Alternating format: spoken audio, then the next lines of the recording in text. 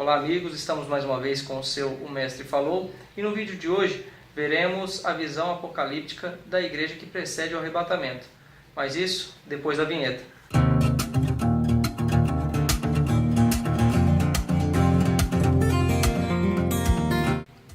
Percebeu que são 7 igrejas? Percebi. Por quê? São 7 períodos da igreja. Podem ser 7 períodos da história da Igreja de Cristo na Terra. Entendi. E se assim não for, Laodiceia é então A última. a igreja que precede O arrebatamento. o arrebatamento.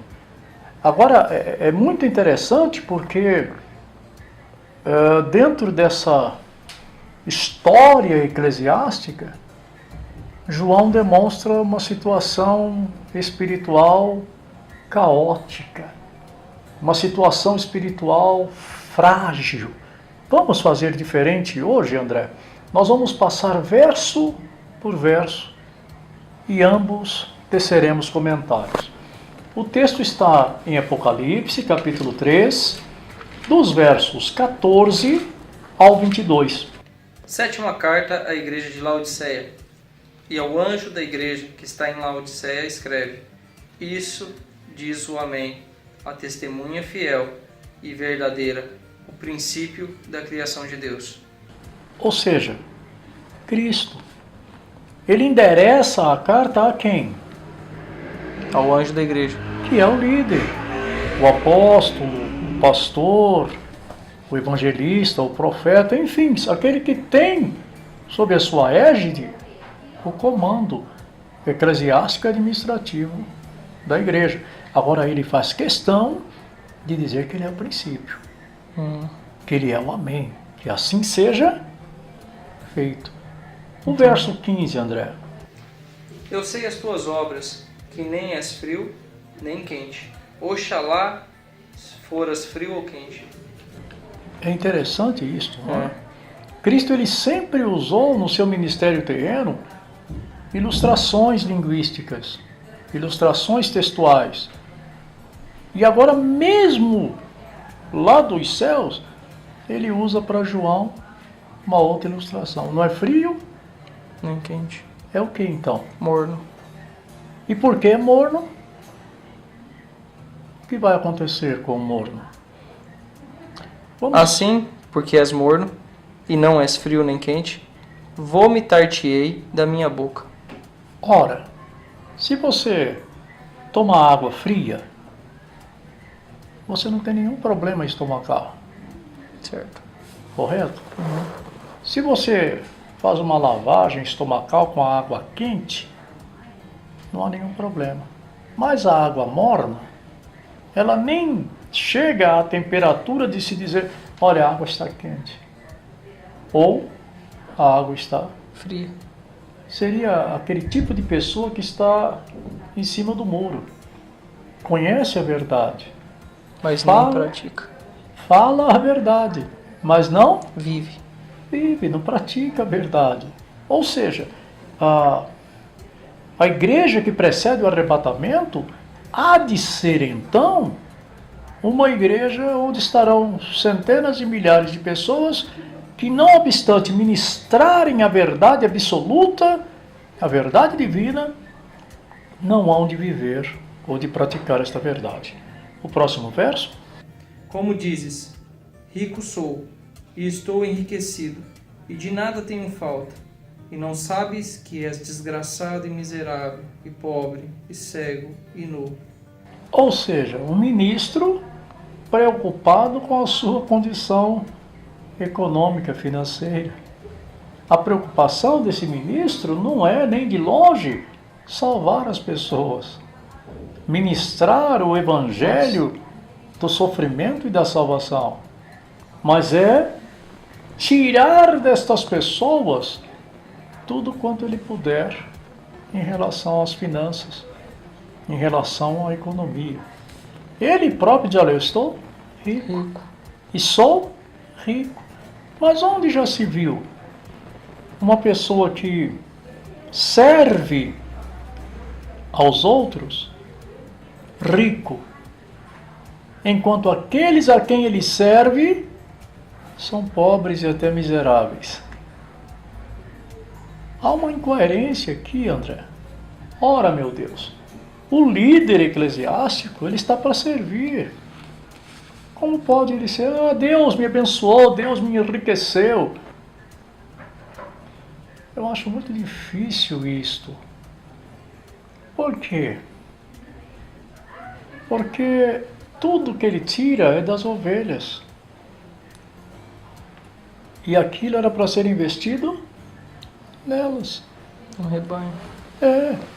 Agora, tira o leite, tira a lã, come o redenho e a gordura e sacrifica a ovelha. Quando, na verdade, isto era para ser passado a ela. O ministro é para ser rico da graça de Deus. O próprio Cristo foi enfático em falar sobre isso. Ele disse, olha, vós bem sabeis, Paulo falando de Cristo, ele diz, olha, vós bem sabeis com a graça do nosso Senhor Jesus Cristo, que sendo rico, Se fez pobre. por amor de vós, a fins de que pudesse enriquecer Há muitos. a muitos. Enriquecer no âmbito espiritual, com os dons para curar, para libertar. Ora, há uma visão deturpada do que seria a prosperidade do Evangelho. A prosperidade do Evangelho existe? Sim, é claro que existe. Mas o investimento não é no servo dos servos, no líder. O investimento é na igreja. O próximo verso. Aconselho-te que de mim compres ouro provado no fogo, para que te enriqueças, e vestidos brancos, para que te vistas, e não apareça a vergonha da tua nudez, e que unja os teus olhos com colírio, para que vejas. O ouro é valioso? Sim, Por quê? boa pergunta. É uma pedra preciosa? Nós demos o valor. Exatamente. Se nós dissermos que uma placa de ferro, É valiosa? ela vai ser valiosa. Onde estiver o teu tesouro, aí estará o teu coração. Se o tesouro deste líder está nas riquezas, o coração dele também está naquilo. E o coração dele deveria estar sobre as ovelhas dele. Por isso que o proverbista, de uma maneira filosófica, ele diz assim, olha, eu vi os servos andando a cavalo e os príncipes a pé. Ou seja, os líderes que são os servos andando a cavalo. Os membros que são os príncipes andando a pé. Percebeu? Ora, meu Deus, é como se fosse um Estado. O Estado retira tudo dos seus munícipes. Suga a população, suga todo mundo. E a máquina vive disso. E os munícipes ficam felizes por manter e ostentar a grandeza Do Estado. Percebe? Aí ele diz, olha, você está sem roupa, sem visão e não tem riqueza nenhuma. Tudo isso Perecível. é frívolo, é passageiro. Tudo isso fica aí, o que você está juntando, fica aí. E agora, observe o que ele vai dizer no próximo verso. Pastor, só para situar então. Então, nós estamos vendo a visão apocalíptica, correto? E usamos a interpretação como base que cada igreja vista no Apocalipse é um período Da história da igreja. da história da igreja, que a última carta, que é a carta a Laodiceia, seria o último período que precede o arrebatamento. Então seria o estado que estaria a igreja que precede o arrebatamento. Isso. O senhor compreende que, no caso, o que está sendo dito aqui refere-se aos líderes dessas igrejas ou aos membros também? Você vai perceber que ele inicia endereçando a carta a quem de direito. Diz ao anjo. Ah, entendi. Então é diretamente as pessoas que coordenam a igreja. Exato. Por quê? É ele que tem a responsabilidade da igreja. Sobre as ovelhas, entendi. As ovelhas fazem o que o pastor mandar. Entendi. Então, aparentemente, o que eu consigo compreender que a gente viu até agora é que são as características dos pastores que precedem o arrebatamento. Pastores, ou dos líderes. apóstolos, os líderes em geral. Entendi. Que estarão na igreja. Que estão, no caso aqui, que estão mais preocupados com os bens materiais, com eles mesmos, do que muitas vezes com... Exato. Até a promoção pessoal. Entendi. Por exemplo, se promove, se fala da igreja de Cristo, mas fala, a igreja do fulano, a igreja do Beltrano. É verdade. Promoção pessoal, a igreja não é da pessoa, a igreja é de Cristo. E quando ele se for? Então. Percebe? Entendo. Então, no caso, era uma dúvida. Então, no caso, essa carta seria literal. Literal. Entendi. Não era a situação que nós estaríamos passando literalmente. Hoje. Entendi. É exatamente a figura dos nossos dias. João viu os nossos dias. E Cristo disse a ele, você escreve aí. Escreve o que eles vão enfrentar. Por quê? A preocupação de Cristo é que nós, ao analisarmos a profecia escrita por João, dessemos a ela uma interpretação à altura. Entendi. Que nos levasse a fugir dessa coisa toda. Porque nós fazemos parte desta igreja. Ora, meu Deus, é muito fácil ser comprado, ludibriado, engodado. É só deixar que os desejos dos coração venham te vencer. Vamos lá. Eu repreendo e castigo a todos quanto amo. Sê, pois, zeloso e arrepende-te. Percebe? Ele é Deus? É cheio de amor? É cheio de misericórdia? Mas ele diz, olha, eu tenho zelo por vocês. Eu cuido de vocês. A minha intenção é salvá-los. E não jogá-los ao léu da sorte. Não entregá-los ao anticristo, mas sim trazê-los todos no arrebatamento. Agora, arrepende-te. Não é sinta remorso, é arrepende-te. Ou seja, sinta nojo e vergonha da situação que você está vivendo, peça perdão e passe a viver de uma outra forma. Eis que estou à porta e bato. Se alguém ouvir a minha voz e abrir a porta, entrarei em sua casa, e com ele cearei, e ele comigo. Ou seja, aqui ele vai para o individual. Ele mostra que, na verdade, ele está também com a membresia.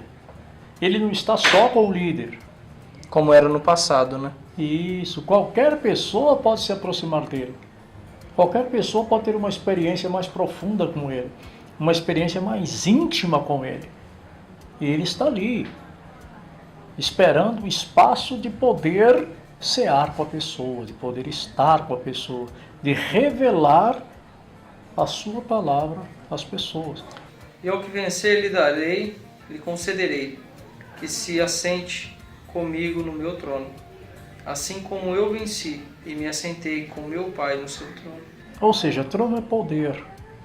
Lá no tribunal de Cristo, onde só chegarão os salvos, é que receberemos o galardão.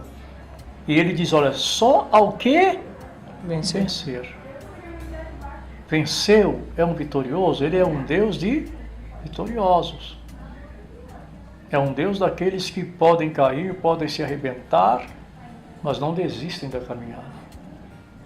Eles não desistem do caminhar. Conta-se uma ilustração que eu acho muito bela e esclarecedora sobre o assunto, que um homem, o irmão dele, servindo na mesma companhia, pisou em uma mina, perdeu da metade do corpo para baixo.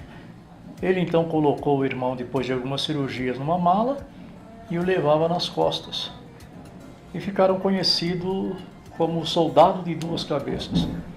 E alguém dizia para ele, rapaz, não está pesado? Ele dizia, não, é meu irmão.